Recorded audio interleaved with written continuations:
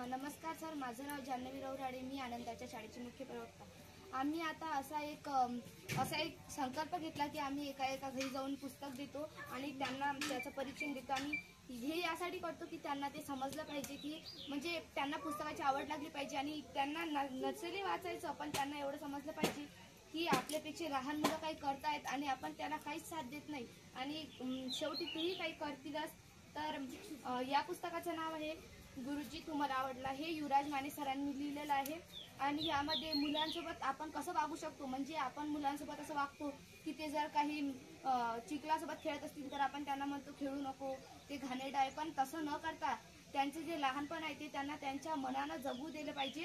आणि तेच यामध्ये असं समजावलेलं आहे की आपण लहान मुलांसाठी सोबत खूप काही करू शकतो आणि त्यांच्यासोबत खूप प्रकल्प घेऊन त्यांना नवी अशी वाट दाखवू शकतो त्यांच्या जीवनाची।